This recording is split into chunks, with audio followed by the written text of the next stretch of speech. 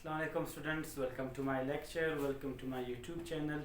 जैसे कि last lecture आपने देखा होगा, लास्ट लेक्चर हमारे पास 2-3 लेक्चर्स स्केलर प्रोडक्ट उनके कैरेक्टरिस्टिक्स के बारे में थे। सो आज का हमारा जो न्यू टॉपिक है वो है वेक्टर प्रोडक्ट। वेक्टर प्रोडक्ट क्या है? वेक्टर प्रोडक्ट को अगर आप बाय डेफिनेशन देखें तो बहुत ही सिंपल डेफिनेशन है।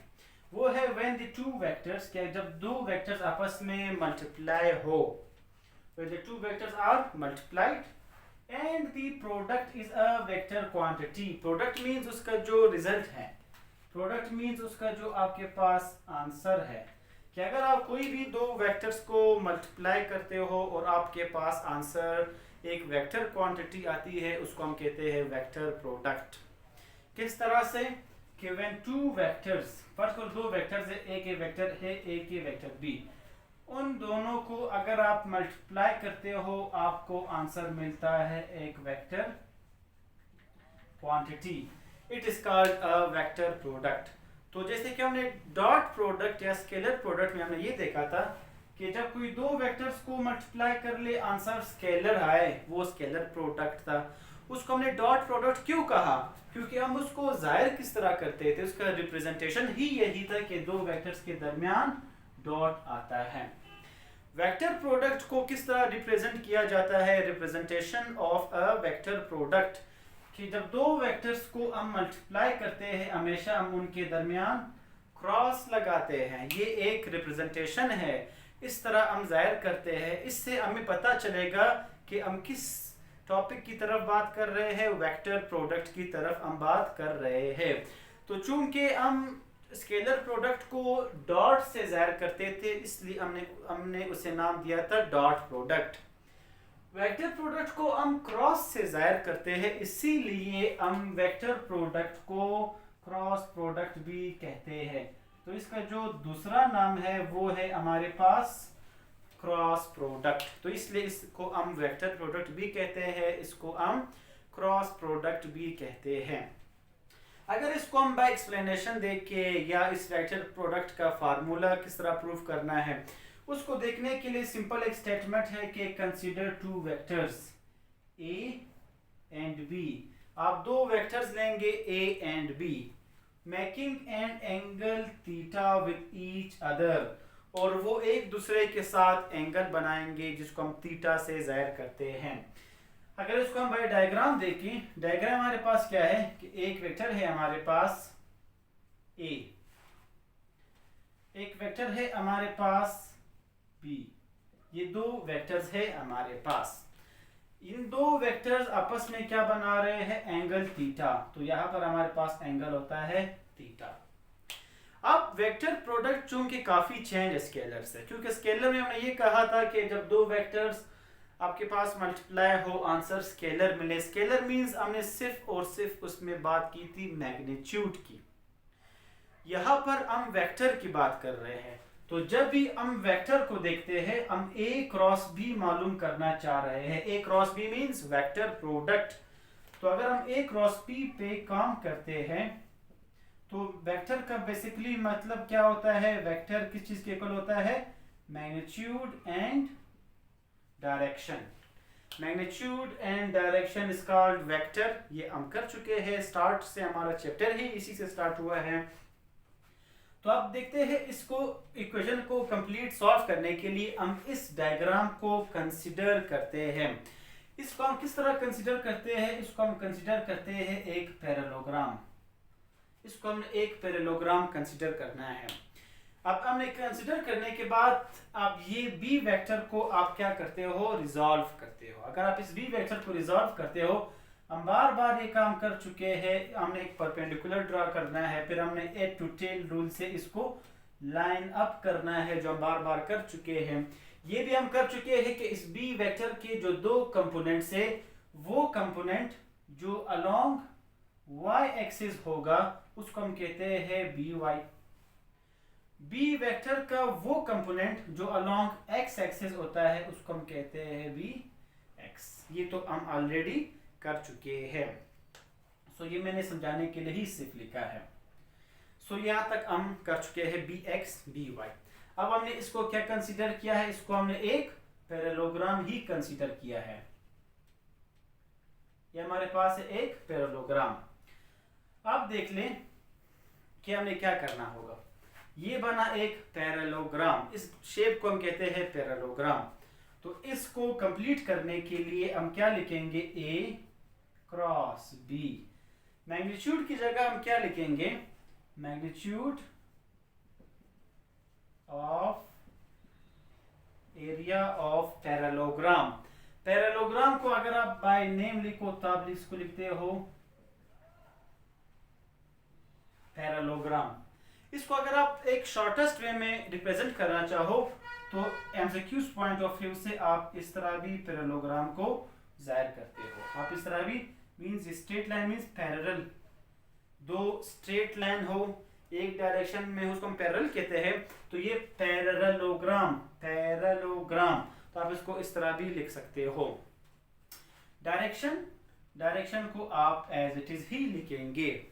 अब देखते हैं A cross B is equal to magnitude of area of parallelogram. Area हम कर चुके हैं, एरिया मैथमेटिक्स में अब भी आपने किया होगा। एरिया का मतलब क्या है, लेंथ इनटू विड्थ। अब इस डायग्राम को आप देख रहेंगे कि लेंथ और विड्थ क्या है। इस डायग्राम देख ले, ये पूरा टर्म हमारे पास क्या है, लेंथ। ये जो पॉइंट है ये हमारे पास क्या है, इसको हम कहते हैं विड्थ। तो अब इस डायग्राम में देख ले मैग्नीट्यूड ऑफ एरिया, कि जो अब देखो लेंथ हमारे पास क्या है, वेक्टर ए हमारे पास क्या है लेंथ, लेकिन हम कह रहे हैं मैग्नीट्यूड ऑफ एरिया। कि अगर हम लेंथ विड्थ देखना चाहे, लेंथ मींस एरिया, तो वो लेंथ मींस वेक्टर ए, उस ए वेक्टर का हमने सिर्फ और सिर्फ मैग्नीट्यूड लिखना होगा, ए वेक्टर नहीं लिखना। मकसद बताने के सिर्फ ये एक पॉइंट तक कि आप इसको सिर्फ ए लिखना है, मैग्नीट्यूड लिखना है। एरिया में लेंथ का मैग्नीट्यूड हम लिख चुके हैं। विड्थ का मतलब क्या है, विड्थ का मतलब ये है लेंथ विड्थ। अब यहाँ पर विड्थ देख ली, बी वाई आपको अगर आप सही समझ लो तो बी वाई आपके पास एज अ विड्थ आपको नजर आएगा। या अगर आप उर्दू में कहें कि ये लंबाई है और ये चौड़ाई है, तो अगर आप चौड़ाई की जब भी आप बात कर रहे हो, जिस एंगल से आप देख लो इस स्ट्रेट लाइन को, इस चौड़ाई को, हमेशा वो y कंपोनेंट ही होगा। तो y कंपोनेंट मींस यहाँ पर विड्थ की जगह हम लिखेंगे बी वाई। तो हमने लिखा magnitude of area of parallelogram. Parallelogram का एरिया मींस लेंथ और width. Direction as it is आप लिखेंगे इसको। अब देखते हैं A cross B, A B. हम बार बार कर चुके हैं, y जब भी आता है या y कंपोनेंट जब भी आता है वो किस चीज के इक्वल होता है, y की जगह हम क्या लिखते हैं, साइन थीटा। तो y की जगह हमने लिखना है साइन थीटा। बात आ गई डायरेक्शन की। जो हमारे पास डायरेक्शन है, डायरेक्शन को हम बेसिकली मालूम करते हैं किस चीज से, इसको हम मालूम करते हैं राइट एंड रूल से। राइट एंड रूल का हमारे पास स्टेप्स क्या है, लिखने का इसमें कोई जरूरत नहीं है, तो मैं आपको ऐसे ही समझा देता हूँ प्रैक्टिकली कि राइट हैंड रूल क्या है। राइट हैंड रूल का पहला स्टेप ये है कि आप स्ट्रेच कर ले अपने फिंगर्स को। राइट हैंड आपने अपने फिंगर्स को स्ट्रेच करना है फर्स्ट वेक्टर की तरफ।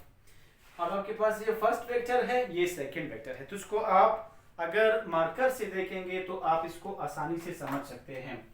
अब ये देख ले, आपके पास क्या है, फर्स्ट वेक्टर। सेकंड वेक्टर आपके पास क्या है, बी। अगर इसको आप देखेंगे तो आपके पास क्या है, ये है सेकंड वेक्टर। इसको आप इस तरह ड्रा करेंगे, ये फर्स्ट वेक्टर, ये सेकंड वेक्टर, बिल्कुल वही डायग्राम है ये। फर्स्ट पॉइंट ये है राइट हैंड रूल का कि stretch the fingers towards first vector. First vector की तरफ आपने फिंगर्स स्ट्रेच की। सेकंड पॉइंट ये है curl the finger towards second vector. जो सेकंड वेक्टर है बी वेक्टर, उस वेक्टर की तरफ आपने अपने फिंगर्स कर्ल करने हैं। Third point the thumb will give the direction. Thumb हमें डायरेक्शन बताएगा कि डायरेक्शन क्या है। देखिए डायरेक्शन बाहर की तरफ है, इसको अगर आप यू रख ले तो डायरेक्शन क्या होगा, अपवर्ड है, मींस बाहर की तरफ। तो आप इसको यू रख ले, इसको आप यू समझ ले, बाहर की तरफ है। अब इस बोर्ड में अगर डायरेक्शन आपके पास क्या है, बाहर की तरफ है तो इस बोर्ड को आप ड्रा नहीं कर सकते। तो जब ड्रा नहीं कर सकते आप उसको अगर बोर्ड में लिखना चाहो तो ये होगा आपके पास डायरेक्शन, ऊपर की तरफ मींस। डायरेक्शन को हम किस तरह रिप्रेजेंट करते हैं, जाहिर करते हैं इस वेक्टर प्रोडक्ट में एन यूनिट वेक्टर से एन कैप से हम यूनिट कैप का क्या मतलब है, यूनिट वेक्टर क्या है जो डायरेक्शन के लिए ही यूज होता है। तो एन यूनिट वेक्टर हमारे पास क्या होगा इसका डायरेक्शन, तो डायरेक्शन क्या होगा एन यूनिट वेक्टर। तो a dot B is equal to A B cos theta था स्केलर प्रोडक्ट में, इसी वेक्टर प्रोडक्ट में a cross b is equal to A B sine theta n unit vector हमारे पास answer है vector product में। इसी तरह अगर आप इस डायरेक्शन को अपोजिट करना चाहो मींस ये a है आपके पास, ये आपके पास b है, अब ये फर्स्ट वेक्टर है, ये सेकंड वेक्टर था पहले, ये इस तरह था पहले फर्स्ट वेक्टर सेकंड वेक्टर, हम ये करके कर चुके हैं। अब हम वेक्टर्स को चेंज कर रहे हैं कि पहले b को हम रखें फिर हम a वेक्टर को रखें। तब हमें क्या करना होगा, अगर पहले हम अब पहला वेक्टर क्या है b है फिर a है, तब हम क्या करेंगे, अब पहले वेक्टर तो ये है तो पहले वेक्टर को अगर हमने u रखा तो पहला वेक्टर है सेकंड की तरफ, ये है सेकंड वेक्टर, तो क्या इस आर्क को हम इस तरफ कर्ल कर सकते हैं, नहीं कर सकते। तो हम इस आर्क को किस तरह रखेंगे, इस आर्क को हम u रखेंगे। अब हम सेकंड वेक्टर ये है, फर्स्ट वेक्टर की तरह हमने स्ट्रेच किया, सेकंड वेक्टर की तरह हमने कर्ल किया, जो थंब होगा, अब देख ले थंब डायरेक्शन बता रहे, पहले पॉइंट में डायरेक्शन ये था, अब जो वेक्टर्स को हमने आगे पीछे किया फर्स्ट सेकंड को हमने चेंज किया, अब डायरेक्शन ये बता रहे। इसको अगर आप u रख लो तो ये डायरेक्शन होगा, u रख लो ये डायरेक्शन होगा। इसका आसान मतलब ये है कि अगर आप राइट हैंड रूल यूज करते हो तो अगर एक वेक्टर a है एक b है आपको थंब u मिला, फिर जब आपने इन दोनों वेक्टर्स को चेंज किया, चेंज करने के बाद आपको डायरेक्शन क्या मिला, चूंकि आप इसको इस सेकंड वेक्टर की तरफ कर्ल नहीं कर सकते हो तो आप आर्क को u रखोगे। तो अब जब इसको आप थंब को कर्ल को फिंगर्स को कर्ल करेंगे तो थंब आपको डायरेक्शन देगा। इसको अगर आप u रखेंगे तो अब डायरेक्शन क्या है, डाउनवर्ड है। तो डाउनवर्ड का मतलब क्या है, अगर इस दो वेक्टर्स को आप इंटरचेंज कर लो तब आपको डायरेक्शन ये मिलेगा। इसको अगर आप यहाँ पर a क्रॉस b है, इसको अगर आप b क्रॉस a करते हो जैसे मैंने राइट हैंड रूल से समझाया, चूंकि वेक्टर आपको ये मिला है अब डायरेक्शन अपोजिट हुआ, उस केस में फिर आप क्या लिखेंगे, यहाँ पर माइनस ही लिखेंगे अगर आप b क्रॉस a करते हो। तो ये रहा हमारे पास वेक्टर प्रोडक्ट। सो इंशाल्लाह नेक्स्ट लेक्चर में मिलते हैं, इसी वेक्टर प्रोडक्ट के कैरेक्टरिस्टिक्स को कंटिन्यू करेंगे। सो तब तक के लिए अल्लाह हाफिज़, थैंक यू, शुक्रिया।